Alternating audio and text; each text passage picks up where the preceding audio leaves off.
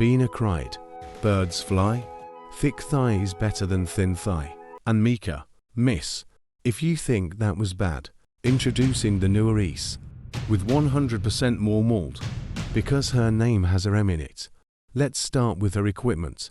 She has a default DPS loadout with a hat and watch, along with her signature. Wait. Her attack is almost similar to Wakamo at UE50, but the main difference is Wakamo X damage splits in two parts, one that crits, the other can't. Maid Aris X combines them 4/4 cost, so if it crits, her damage will be much higher. Like Mika, she also has a skill that buffs Mystic effectiveness. However, it only activates after 15 normal attacks. Now do you know what 3 seconds feels like? This is also how fast Maid Aris attack. It's 1 second longer compared to Wakamo, so it will take a while to charge up her basic skill. Her enhanced skill buff crit damage, plus more attack at UE40. And instead of piercing, her normal attack can only hit one enemy now, thanks to her sub-skill.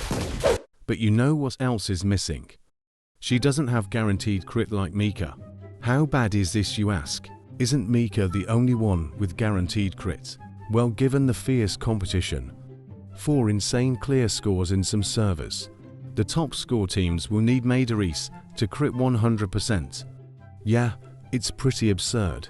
So back in this Shirokuro raid in JP server, there is a popular saying, why mauled 100% crit rate, when you can just do torment? But wait, there's more. Besides crit rate, you also need her to deal high damage, or have high stability hit for these teams to work. If you're not familiar with this term, it basically means your student's damage varies with each hit. Kinda like the stock market. Or the weather. There is a random factor. You never know if it would rain tomorrow. Unless you're watching a weather forecast. Or in this case, a student review. Back to stability. Low stability equals low damage, while high stability means high damage. You experienced this stability issue last Bina Insane, where you need low stability so Bina doesn't go into phase 2, and high stability to force it into phase 3. That's stability molding. So for this next raid, you need both 100% crit and high stability. To give you an idea how hard it is to get full crit, you only need 60% crit to stay in platinum in JP server. Ultimately, it depends on your luck and how competitive your server is.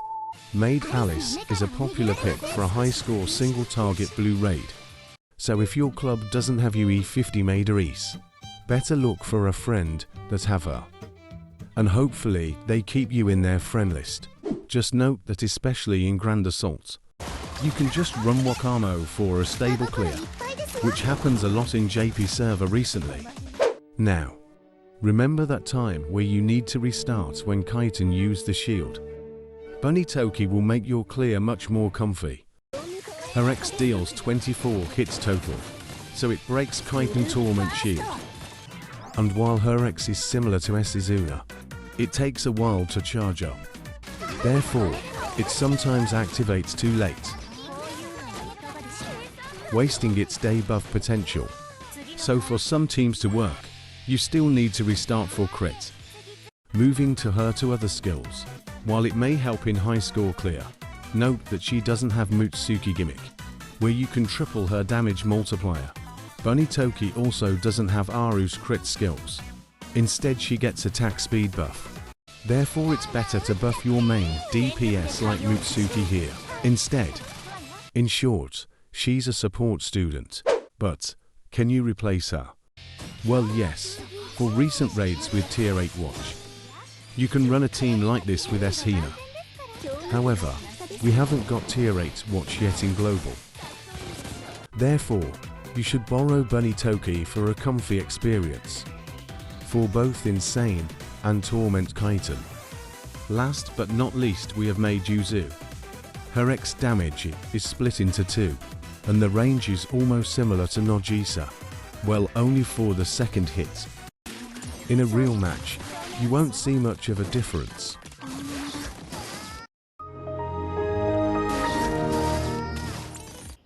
The main difference between her and Nogisa is Nogisa X is multi-hits, while Maid Yuzu only need one hit. Therefore, you can't run from it, unlike Nogisa X. She also has higher accuracy than Nogisa. It's Mashiro level of accuracy. She learns from the best, after all. But in case her X misses, her basic can do the same thing. Just don't expect too much. Now, there might be differences for each PvP bracket, but as you can see, there aren't that many Maid Yuzu defense. First, it's because you need her to be UE40 at least to use in PvP, as long as you have the AP. It's not hard to get her to 5-star. That's why I made this video. And since Season 5 is outdoor season, you can consider UE50 her for the mood. I'll explain how to farm her quickly, while avoiding common mistakes in the event review. Similar to Nogisa, you can throw her off with your tank. Watch how Yuka's gravity attracts Maid Yuzu. The easiest way is to use 2 to 3 tanks to counter. In case you're wondering, yes, full teams will make Maid Yuzu more effective. Just don't pull against Maid Yuzu defense, unless you have good tanks. If you don't know what pull teams are, check out this video. Besides PvP, she's also useful where you need lots of red AO students. Next, let's review the event where you farm Maid Yuzu. This event has a new game mode, where you play a bullet hell game to get rewards. Each run costs for 100 invitation letters, and if you've cleared this stage already with max rewards, that means you get to Yuzu Elifs per 400 invitation. As you can see, the Elif drop rate is fixed. That means 1 Elif per 200 invitation. Assuming you have max bonus drop, that means you need 50 AP for 1 Maid Yuzu Elif. Simple, right? Let me stop you right there, because that's the mistake I made.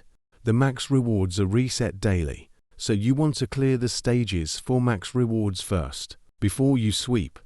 But if you want to be lazy like me, just stack up the invitation, then do the runs on the last day. Just don't forget to sweep. And note that there are missions related to this new game mode, as well. Moving to the actual gameplay, you can pick either of these two. There is no stat difference. Or use a hidden student by pressing up, up, down, down, left, right, left, right. If you do it correctly, you'll see a student with question mark. This student has higher defense, and her attack deal AO damage. Once you clear a stage, you can choose one of 3 buffs. The best one is the burn effect. You can see how quick the boss goes down with the burn. Here we have 3 of the most useful buffs after burn effect. The yellow one is attack up. It can stacks up 4 times, according to the wiki. At the bottom we have forward bullet. It adds 1 extra bullets, while reducing attack by 25%. The forward bullets buff can stack up twice, giving you 3 forward bullets in total. If you're wondering why the bullets are bouncing off the walls, it's because of the ricochet buff, plus the diagonal bullet buff. They can stack up twice. Don't confuse the diagonal bullet buff on the left with the side bullet buff on the right. This buff is not useful because of the spread angle. As you can see, it doesn't help at all. Other not so useful buffs include chill. I appear to have burst into flames. And instead of picking attack speed buff, you can move your student around to make her shoot faster. Last but not least, going to a new stage gives you a bit more HP. While the piercing buff is good for the other 2, choosing it removes box Yuzu bullets AO effect, as you can see here. So yeah, you just need AP to farm Maid Yuzu. And if you need more tokens for AP, check out this video.